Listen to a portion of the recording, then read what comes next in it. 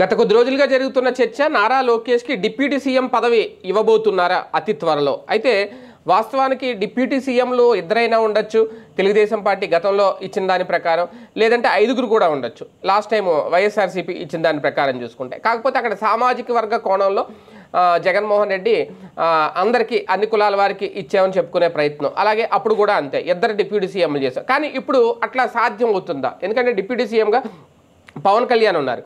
పవన్ కళ్యాణ్ ఒక్కడే డిప్యూటీ సీఎంగా ఉంటేనే ఆ పదవికి హోదాకి అందం అనేది.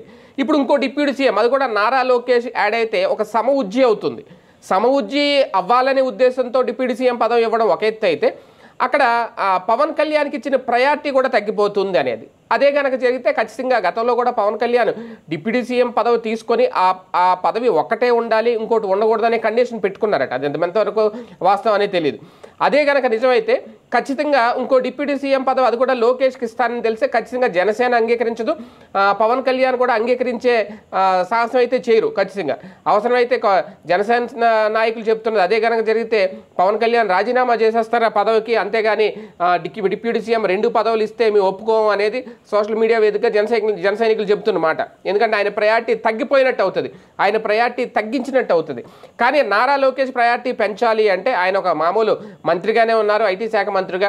పవన్ కళ్యాణ్ 5 శాఖలకు మంత్రిగా ఉన్నారు, పైగా డిప్యూటీ సీఎం హోదా కూడా ఆయనకు ఉంది. సో సమాన రేషియో ఇచ్చే ఉద్దేశం అయితే తెలుగుదేశం పార్టీ చేస్తుందట. అదే నేపథ్యంలో నాగబాబుని మంత్రి పదవిలో తీసుకుంటున్నారు కాబట్టి జనసేనకి అదనంగా ఒక అవకాశం ఇస్తే దానికి సరిసమానంగా డిప్యూటీ సీఎం లేదంటే హోంశాఖ 2 కలిపి నారా లోకేష్కి ఇస్తారు అనే ప్రచారం ఒకటైతే జరుగుతుంది. మరి ఏం జరుగుతుందో చూద్దాం.